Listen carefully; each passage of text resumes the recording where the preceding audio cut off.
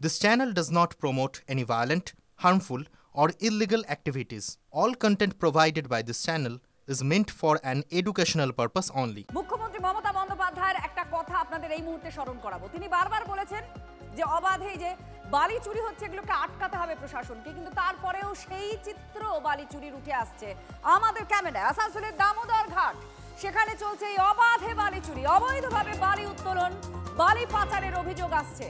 খবর পেয়ে অতর্কিতে হানা বিধায়ক অগ্নিমিত্রা পলের। তৃণমূল মদতপুষ্ট বালি মাফিয়াদের দিকে তার অভিযোগ। পাপ্পু আর বিবেকের নামে আসানসোল দক্ষিণ থানায় অভিযোগ দায়েরও করেছেন তিনি। লিগ্যাল ঘাট নয়, আপনিও জানেন আমিও জানি, আমি জানি এটা লিগ্যাল ঘাট নয়। আপনি আমাকে চ্যালেঞ্জ করবেন না, চ্যালেঞ্জ করছি না তো, আপনি চ্যালেঞ্জ করবেন না, এটা লিগ্যাল ঘাট নয়। আমাকে চালান দেখাতে বলুন, এটা লিগ্যাল ঘাটের মাল, আমাকে চালান দেখাতে বলুন, এটার জন্য সময় দিতে হবে, আমরা ভেরিফাই করব।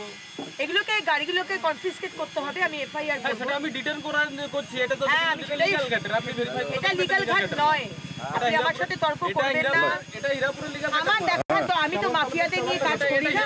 আপনি আমাকে চালান দেখান, চালান দেখাতে তার জন্য সময় লাগবে, তার জন্য ভেরিফাই করতে হবে, সময় লাগবে। তাই জন্য তো আপনারা এত জায়গা পালিয়েছেন। আপনি গাড়ি থেকে চালান, আমার ট্যাক্সের টাকায় বেতন নিচ্ছেন, আপনি আমার ট্যাক্সের টাকায় বেতন নিচ্ছেন। লিগ্যাল আছে তাহলে কি আছে? লিগ্যাল ব্যাপারে চলুন, লিগ্যাল দুটো গাড়ির নাম্বার প্লেট নেই, লিগ্যাল আগে দুটো গাড়ির নাম্বার প্লেট আমরা ধরুন, সেটা হচ্ছে আগে দুটো গাড়ির নাম্বার প্লেট নেই।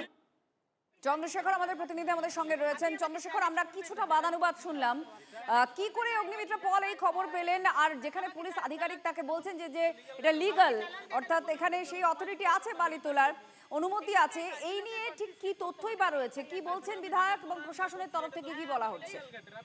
দেখো, সাত সকালে আসানসোল দক্ষিণের দামোদরের যে ঘাট, সেখানে পৌঁছেছেন অগ্নিমিত্রা পাল এবং সেখানে অভিযোগ হচ্ছে রাত থেকে ভোর রাত পর্যন্ত অবৈধ উপায়ে বালি উত্তোলন হয় প্রবলেন লাগিয়ে, এবং বড় বড় ডাম্পারে তা ওভারলোড করে রাত্রিবেলায় পাচার হয়। এবং এই ঘটনাটি তিনি হাতে নাতে ধরেন এবং পুলিশ প্রশাসনকে ডাকলে তখন তারা আসেন না। তারা বলেন যে আপনারা নাম্বার পাঠান, আমরা অভিযোগ দায়ের করে নেবো। কিন্তু অনর বিধায়ক তিনি সেখানে বসে পড়েন। এরপর প্রশাসনিক আধিকারিকরা আসতে বাধ্য হয় ঘটনাস্থলে এবং বাদানুবাদ শুরু হয়। অগ্নিমিত্রা পাল দাবি করেন এই ঘাটটি একেবারে অবৈধ, বৈধ নয়, আইনের মারপ্যাচ দেখিয়ে এটাকে বৈধ করানোর চেষ্টা হচ্ছে। প্রশাসনের থেকে দাবি করা হয় এই ঘাটটি বৈধ। এখন এই বাদানুবাদের মধ্যে দিয়ে চালান দেখতে যান তিনি, এবং এখনো পর্যন্ত যা পরিস্থিতি উত্তপ্ত রয়েছে, যতক্ষণ না পর্যন্ত প্রমাণিত হবে ঘাটটি বৈধ না অবৈধ, ততক্ষণ তিনি বালিঘাটে থাকবেন। তার পাশাপাশি আরো একটি অভিযোগ উঠছে, যদি এই ঘাটটি বৈধ হয়েও থাকে তাহলে অবৈধ উপায়ে এখানে বালি তোলা হয়, যা নিয়ম বহির্ভূত ভাবে তোলা হয়। চালান বা কাগজপত্র শুধু আইনি একটা দিক, কিন্তু এর আড়ালে অনেক কিছু চলে বলে তার অভিযোগ। দামোদরের বালিঘাটে অবৈধভাবে বালি উত্তোলনের জন্য পিএইচির যে জল প্রকল্প, তার ব্রিজ ভেঙে পড়েছে আজ থেকে 7 মাস আগে। এর ফলে আসানসোল দক্ষিণে 51টি গ্রাম এখন নির্জলা, প্রায় দিনই অশান্তি বা পথ অবরোধ চলছে। পুলিশের তরফ থেকে কি বলা হচ্ছে? কারণ এক তো থাকে যে অনুমতি থাকে এই বালি তোলার ক্ষেত্রে, আর দ্বিতীয়ত হচ্ছে যে আমরাও অনেক সময় দেখেছি এই অভিযোগ স্থানীয় মানুষজনও তুলেছেন, এবং খোদ মুখ্যমন্ত্রীও বলেছেন যে এটাই প্রশাসনকে ব্যাপকভাবে করা হতে হবে, কড়া নজরদারির প্রয়োজন রয়েছে। এই জায়গায় দাঁড়িয়ে প্রশাসন এই মুহূর্তে কি বলছে, তারা কি করছে? দেখো, দামোদরের বিস্তীর্ণ এলাকা জুড়ে যদি আমরা জানি, আসানসোলের বুকে কোনো বৈধ ঘাট নেই। কারণ যে বৈধ ঘাট বা যা লিজ নেওয়া হয় তা হচ্ছে দামোদর অপ্রান্তে, অর্থাৎ বাঁকুড়ার দিকে। অর্থাৎ এই দিকে বালি তোলার বা উত্তোলনের কোনো বৈধতা নেই। শুধু যে বৈধতা আছে তা হচ্ছে বালি ওই দিক থেকে তোলার পর এদিকে স্টক করা যেতে পারে, তাও নির্দিষ্ট নিয়ম অনুযায়ী। এবং তিনি সেখানে দেখাচ্ছেন যে প্রবলেন লাগিয়ে মানে বাঁকুড়ার এই প্রান্তে, ওই প্রান্তে নয়, বালি তোলা হচ্ছে, যা অবৈধ।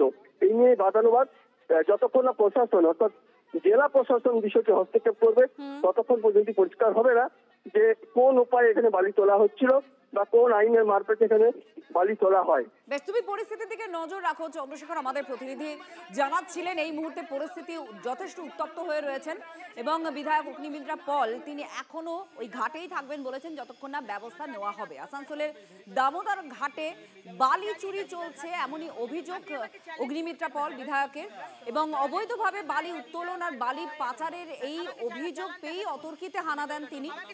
এবং তার আরো অভিযোগ যে তৃণমূল মদতপুষ্ট বালি মাফিয়ারা এর সঙ্গে জড়িয়ে রয়েছে। পাপ্পু আর বিবেকের নামে আসানসোল দক্ষিণ থানায় তিনি অভিযোগ দায়ের করেছেন। এবার পুলিশ আধিকারিকের সঙ্গে তার যে বাদানুবাদ হয়েছে বালি ঘাটকে কেন্দ্র করে, দামোদর নদী থেকে বালি চুরি হচ্ছে বহুদিন ধরে খবর পাচ্ছিলাম, প্রেস কনফারেন্স করেছিলাম, ভাবলাম পুলিশ বোধহয় আটকাবে, তারপর দেখলাম না, পুলিশ প্রশাসন সবই এর মধ্যে রয়েছে, মেশিন নামিয়ে দিচ্ছে দামোদরের মধ্যে। আজকে আপনি জানেন কালাঝুরিয়ার যে ব্রিজ, যেটা আমাদের জল সাপ্লাই করতো, সেটাই বালি চুরির জন্য ভেঙে পড়লো। 7 মাস হয়ে গেছে, এখনো সেই ব্রিজ ঠিক হয়নি, এখনো 51টা গ্রাম জল পাচ্ছে না। উনি পুলিশ মন্ত্রী, উনি মুখ্যমন্ত্রী, উনি স্বরাষ্ট্রমন্ত্রী, উনি জানেন না? সবাই সবকিছু জানে, কিন্তু আমরা দামোদরকে এইভাবে শেষ হতে দেব না। মে আই হেল্প ইউ এই ক্যাম্প তৈরি করা হচ্ছে এবার। গতকালই মুখ্যমন্ত্রী মমতা বন্দ্যোপাধ্যায় বলে দিয়েছেন 12ই ডিসেম্বর থেকে এই ক্যাম্প বসবে, যেখানে যা প্রয়োজন সেটা এই ক্যাম্প থেকে পাওয়া যাবে, বিশেষ করে নথিপত্র। আর এটা নিয়েই বিতর্ক, নবান্নের এই নয়া ক্যাম্প ঘিরে বিতর্ক তৈরি হয়েছে। ভোটারদের জন্য নথি তৈরি করতে ব্লকে ব্লকে এই শিবির বসানো হচ্ছে, যার যার নথি দরকার ক্যাম্প থেকেই পেয়ে যাবেন, এই আশ্বাস খোদ মুখ্যমন্ত্রী দিয়েছেন। নথি না থাকা মানুষদের সাহায্যেই সরকারি ক্যাম্প দাবি করছে তৃণমূল কংগ্রেস। অনুপ্রবেশকারীদের জন্য হেল্প ডেস্ক, পাল্টা অভিযোগ শুভেন্দু অধিকারী। তিনি বলছেন এটা অনুপ্রবেশকারীদের জন্য, 2 নম্বরই করলে সরকারি আমলাদের বিপদে পড়তে হবে, এই হুঁশিয়ারিও দিয়েছেন বিরোধী দলনেতা। মালদার মা ভাই বোনেরা, ভয় পাবেন না, কাউকে ডিটেনশন ক্যাম্পে যেতে হবে না, আর কাউকে পুশব্যাক করা হবে না। সবাই বাংলায় থাকবেন।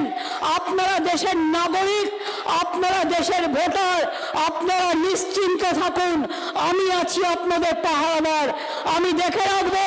আর যদি কেউ বঞ্চিত হয় ভোটার লিস্ট থেকে, 12 তারিখ থেকে may I help you camp হবে ব্লকে ব্লকে। যার যা প্রয়োজন, যেটা নেই সেটা সেখান থেকে করিয়ে নেবেন। আপনার কাগজপত্র থাকলে, যদি বাই চান্স শংসাপত্র অ্যাপ্লাই করেছেন পাননি, চিন্তা করবেন না, ওখান থেকে আপনি পেয়ে যাবেন। আর আমাদের তৃণমূল কংগ্রেস কর্মীদের বলছি, খুব অ্যাক্টিভলি বিএলএদের একদম কাজ করতে হবে, এবং সমস্ত ইলেকশনের সময় যেভাবে আমরা বুথ ক্যাম্প করি মানুষকে সাহায্য করার জন্য, দিন রাত এক করে পরিশ্রম করে মানুষকে সাহায্য করতে হবে। আর যারা নেতৃবৃন্দরা আছেন, দরকার হলে তাদের বাড়ি থেকে একটু রুটি ডাল করে দেবেন, বা 2টো ভাত ডাল সেদ্ধ আলু সেদ্ধ করে দেবেন, তারা যাতে খাবারটা পায়। একটু মাঝে মাঝে চা করে পাঠাবেন, যাতে ওরা একটু চাটা পায়। মনে রাখবেন, যারা কাজ করছে তাদের সাহায্য করা, এটা আমাদের মানবিক কর্তব্য। এর জন্য কোনো পয়সা খরচ হয় না, খুব কম। বাংলাদেশি মুসলিম অবৈধ অনুপ্রবেশকারীদের উনি জামাই আদর করে রাখেন, ওনার ভোট ব্যাংক। আর গুজরাট, উত্তরপ্রদেশ, বিহার, আসামের, উড়িষ্যার লোককে তিনি বলেন বাহারি, বাইরের লোক।